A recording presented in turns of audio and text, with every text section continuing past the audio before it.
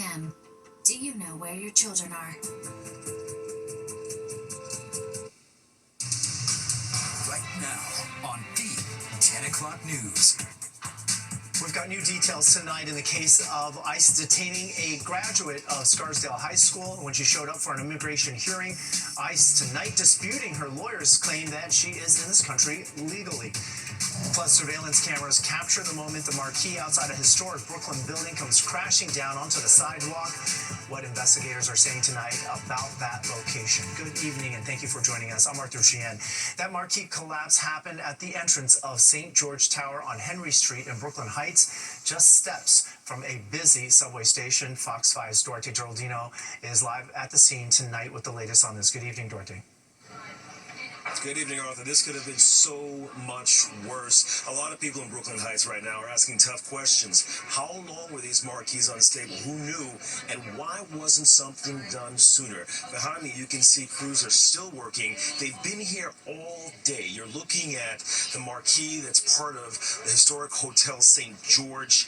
I want to show you some surveillance video that shows the moment that this collapse. Again, it could have been so much worse. Wow, just look at that. This massive marquee collapse on Henry Street. It's about 15 by 20 feet and heavy enough to have killed anyone standing underneath. Now, the collapse happened just after 7 this morning and blocked one of the only ways in and out of the station, which sees more than 5,000 riders on a normal weekday. Now, the building you're looking at, again, is the historic Hotel St. George. It's actually no longer a hotel. It's now a student housing facility, and city officials say the owners have already been cited for failing to maintain this structure.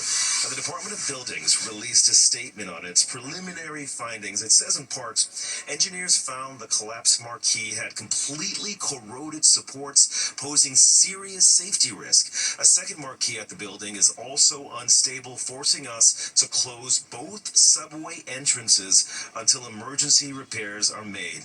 Commuters that we spoke to tonight say this closure is going to make their week a lot harder. It should have been inspected, and the buildings department should be aware of these things. I'm just very glad no one was hurt. It's pretty inconvenient, I would say. I think, there was no, even when I was trying to get here on the train, there was no, sort of signal that this happened. There was no anything that the station would be closed. So I feel like definitely it threw a wrench in our plans to get home. City inspectors also posted a bright yellow vacate order on the entrance to the Clark Street station. It's warning that conditions inside are immediately hazardous to life. Unauthorized re-entry is prohibited until the violations are corrected to the satisfaction of the Department of Buildings. Now, the gallery right next door, the buildings next door, the businesses, they're going to be closed as well until this can be fixed. Inspectors, they're going to be meeting with the building's owner tomorrow to chart out a path for these repairs and begin to understand when the Clark Street station will be open. But as of right now, the 2 and 3 trains are going to be bypassing Clark Street. This station, it's just not going to open tomorrow. In Brooklyn Heights, Duarte Geraldino, Fox 5 News. It's going to be a rough morning rush hour. All right, thank you very much, Duarte. Well, new details are out tonight in the case of a South Korean woman who's been living in the U.S., now being detained by ICE. The 20-year-old is in the U.S. on a religious visa that her attorney says is good through the end of this year. But now ICE is disputing those claims, saying her visa actually expired years ago. Fox 5's Kendall Green is in the newsroom with the latest on this. Good evening, Kendall. Hey, good evening, Arthur. 24 hours ago, we were told Young Sugo, who goes by Sue, was detained here in New York City. But we've learned the South Korean immigrant is in Monroe, Louisiana, in custody at a federal immigration facility. Now, Sue has been in the U.S. with her mom, an Episcopal priest, for 4 years on a religious visa. But they were separated last week when Sue showed up to a court for a routine immigration hearing and was detained by ICE officials. An immigration judge here in the city had already scheduled Sue's next court appearance for October. But after they tried to exit, ICE agents stepped in and took her into custody. Now, in response to her arrest, yesterday, friends and loved ones of the 20-year-old from Scarsdale demanded her return and release. And Sue was heading into her sophomore year at Purdue University this fall. But instead, she's at Richwood Correction Facility, again in Louisiana, reportedly facing pressure to self-deport. And so it's a very, very disturbing, very scary, very chaotic, and in many ways very cruel practice. In this case, a family has been separated, and a mother is left to wonder what's happening with her daughter, where her daughter is, what the conditions are like, and when she'll be returned home. Now, meanwhile, ICE officials sent Fox 5 a statement in part saying, quote, Young Soo-go, an illegal alien from South Korea, overstayed her visa that expired more than 2 years ago. President Trump and Secretary Noem are committed to restoring integrity to the visa program and ensuring it is not abused to allow aliens a permanent one-way ticket to remain in the U.S. But here's the conflict. According to Sue's lawyers' understanding, back in June in 2023, she and her mother's 2021 visas were extended through December this year, meaning it was valid and should have prevented the student's arrest. So is this a federal violation of Sue's due process? An immigration attorney says the short answer to that is no. This time, it really seems that the White House and its advisors had enough time to do their homework when it comes to what may be legal, but not necessarily moral. And I believe that, unfortunately, this is the case where the U.S. government has the ability, the legal ability, to detain individuals like this young lady, like so, but is it really the best use of our resources? Now, that same attorney predicts Sue's not likely to receive bond in Louisiana where her case plays out. It could take between 3 and 6 months to get a trial date, and even then, there's a serious chance Sue could get deported. ICE officials tell us they've placed the student in, quote, expedited removal proceedings. I'll send things back to you, Arthur. Thank you, Kendall. Meanwhile, tonight, police in Connecticut are looking for the driver of a fatal hit-and-run. Investigators have released these images of the silver Honda Accord, which they believe was the vehicle involved. Stamford police say last night, just before 9, a 13-year-old on a mini bike was stopped on the side of Cortland Avenue with a family member who was on a scooter. When the teen was then struck and killed. The driver of the Honda took off, and if you can help with this investigation, you are asked to call police in Connecticut. New details are emerging in the mass shooting in Midtown last Monday where 4 people were killed. ESPN tonight reporting 27-year-old Shane Tamura has for years tried to get help for his frequent and debilitating headaches. It is being reported he met with doctors, including a neurologist, and received MRI exams with the hopes of diagnosing the cause of the pain. According to ESPN, Tamura started getting these headaches while playing high school football. 4 people, including an NYPD officer, were killed in last week's shooting. Investigators believe he was trying to reach the NFL's headquarters. A letter written by Tamura claimed he suffered from the brain disease CTE and blamed the NFL for covering up the issue to protect its profits. Former Treasury Secretary Larry Summers strongly criticizing President Trump's decision to fire the commissioner of the Bureau of Labor Statistics. Trump dismissed Erica McEntire following a dismal jobs report that showed the economy gained just 73,000 jobs in July, which was much less than expected, and much lower revised numbers were issued for May and June. Trump accused her, without any evidence, of having a political bias against him and rigging the job numbers to make him look bad. Today on ABC This Week, Summers had some strong words about Trump's decision. This is way beyond anything that Richard Nixon ever did. This is a preposterous charge. These numbers are put together by teams of literally hundreds of people following detailed procedures that are in manuals. There's no conceivable way that the head of the BLS could have manipulated this number. For decades, economists and Wall Street investors have generally accepted the jobs data as a process that was free from political bias. All right, things may warm up this week, but it's a lot better than last week. But the air quality is something that Audrey's been warning us about. She's got her first look at the forecast. Hi, Audrey. Hi, Arthur. Yeah, tonight's going to be clear and comfortable across the tri-state area, and we are expecting a warm start to the week with numbers closing in on 90 degrees. Our air quality has been compromised, especially in upstate New York, and some of the smoke from the wildfires of Canada will work their way down towards the 5 boroughs as we go into tomorrow. Good news, though, we do have a dry stretch of weather to continue as we go into the upcoming week here. 73 right now. now in Central Park underneath clear skies. It's 75 at LaGuardia and 64 degrees down towards Atlantic City. Not much is happening on the radar here. We're dry across the tri-state area, in fact, across most of the Northeast. We're under the influence of high pressure here, and that's going to keep things quiet for us as we go along through the rest of the evening. So we're expecting our temperatures to drop through the 70s into the 60s in many locations. And then tomorrow morning, we'll start out with plenty of sunshine, but that sunshine will look pretty hazy too, and it'll also be warm. We'll be at 81 degrees already by 11 a.m., telling us it's going to be a very warm afternoon. But because of the hazy conditions, we do have air quality alert that has been issued for the areas shaded in gray here. It's now filling a little more to fill in with the Hudson Valley since earlier this afternoon, and it seeps all the way down into the 5 boroughs. We'll talk about more about that coming up. Arthur? All right, thanks so much, Audrey. Well, we had an earthquake at this time last night. Did you feel it? It was just a tremor, but it was big enough to light up social media across the tri-state. And then Jennifer Williams joins us. We'll look at what's coming up tonight on Sports Extra. Hey, Jen. That's right. You're watching the 10 o'clock news. The earthquake that shook the tri-state area pretty much at this time last night was a mild tremor, magnitude 3.0. While no damage or injuries were reported, it was strong enough to be felt for miles and also to get the attention of a lot of people. Fox 5 Stephanie Bertini reports from its epicenter in New Jersey. Yeah, I was home. I was laying down just looking through my phone, and the whole house shook.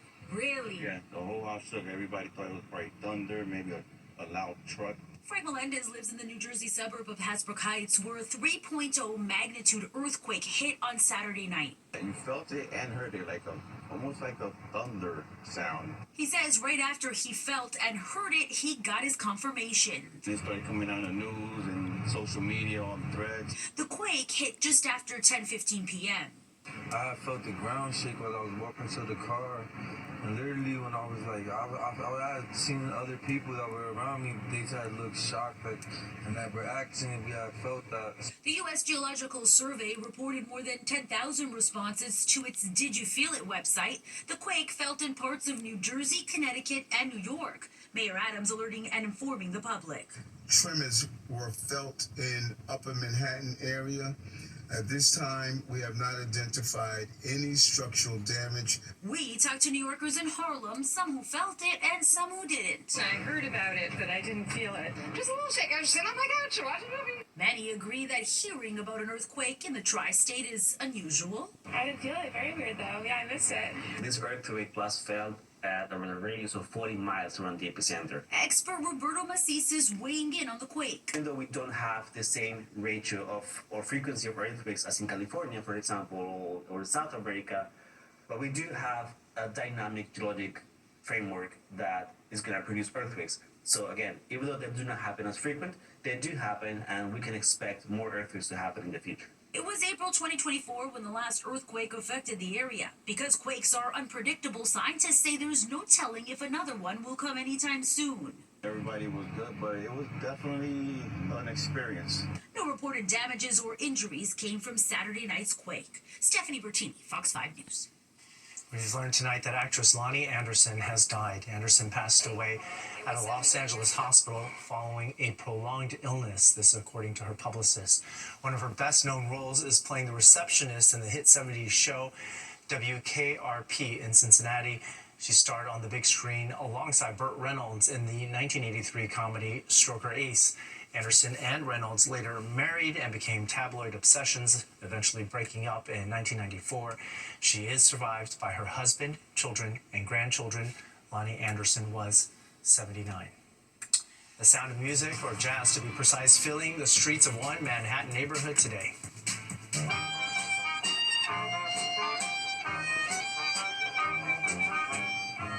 We've got details on how long the first ever Nomad Jazz Festival goes on for when we come back.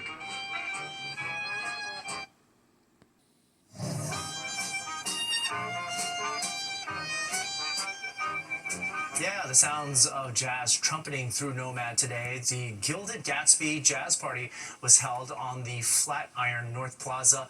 Guests were encouraged to costume up like this lady here for the event. It featured live music, dancing, and more. It launched the very first Nomad Jazz Festival. 8 straight days of live jazz music are planned throughout the district as part of that festival. Weather was perfect for that, Yes. and really nice for this week, considering what last week was like, right, Audrey? For sure, Arthur. We had a really nice weather weekend across the tri-state area. It was comfortable. Our dew points came down, and so did our temperatures. In fact, the high was only 84 degrees today, which is just about average for this time of year, but not nearly as hot as it was last week during our heat wave, or as it was back in 2005, where the high temperature was at 97 degrees. Right now, we're sitting at 73 in the city. It's 71 for you in Islip. Out towards East Hampton, we're cooler at 58 degrees there. It's 73 in Bridgeport and 65 up towards Poughkeepsie. Now, these temperatures slightly milder than they were at this time yesterday, but more importantly, our dew points, which is a measure of moisture in the atmosphere, they've come down dramatically. We are now down into the 50s in many spots. This is refreshingly dry air that's in place, and we definitely felt the difference all day long today on this Sunday.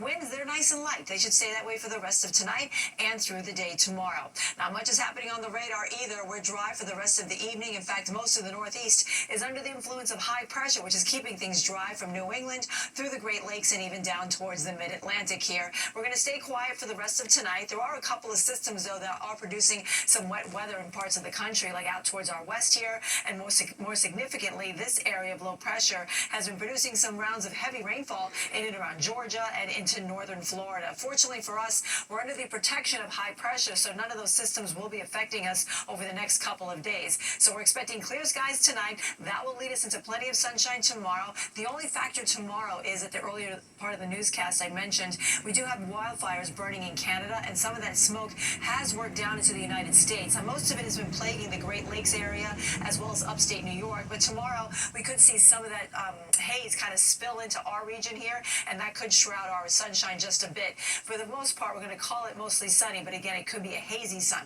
Then we'll get some clouds rolling in towards the afternoon here, and on Tuesday we're expecting more of the same. Actually, the clouds are rolling on Tuesday. Wednesday, we're expecting more of the same as we get a couple of isolated showers coming in here, but no major consequence with any steady rainfall or storm systems. Tonight, we're dropping down to 67 in the city, 50s in some of the suburbs. We've already seen that in East Hampton already at 58. Tomorrow, we're going up to 89 in the city. Inland, we'll probably hit 90 degrees across parts of New Jersey and maybe even into the Hudson Valley and portions of Connecticut, too. The winds will be nice and light, but remember, we will have a bit of a haze out there because of the smoke working down out of Canada from the wildfires up to our north. On Tuesday, it'll be quite warm with a high of 88 degrees. We'll start out mostly sunny. There'll be some clouds rolling in towards the afternoon. On Wednesday, we'll have a mixed sky with a high of 84. A sprinkle possible north of the city on Thursday, but we're expecting a mainly dry weather pattern for much of this week. It's still nice for Friday as we start off the weekend, but then we'll see more clouds rolling in on Saturday, and we're watching an area of low pressure that's going to develop along the coast to our south, and that will spill more clouds in here over the weekend and maybe a chance of a shower on Sunday. Arthur, over to you. I think everybody's just going to be happy they don't see 90s up there. All right, Yes. Thanks so much, Audrey. Stay with us. We're going to be right back with a look at what's happening in the week ahead.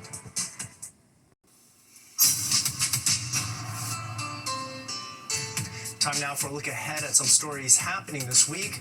On Tuesday, the NYPD will join law enforcement agencies across the country to mark National Night Out. The annual celebration brings together police officers and community members to promote positive relationships and community building. And in case you missed taking advantage of summer streets in Manhattan yesterday, where thousands and thousands of New Yorkers walked, ran, cycled the length of Manhattan from Inwood on down to the Brooklyn Bridge, you get another chance at it this Saturday, August 9th. The car-free route is lined with entertainment and rest stops for both adults and for children. We're going to be right back with a look at the weekend box office after this short break.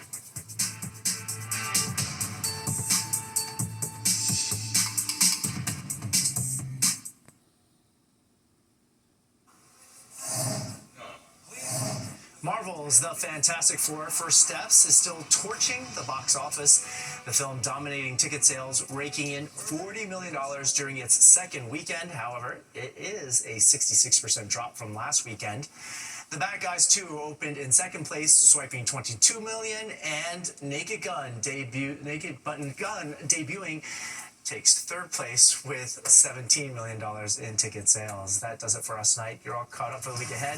If you've missed any part of the 10 o'clock news, you can always catch an encore on our free streaming app, Fox Local. Just scan this QR code on your screen right now to download the free Fox Local app on your phone, where then you can stream our newscasts anytime from anywhere. Stay with us. Sports Extra with Tina Savasio starts right now with Jennifer Williams.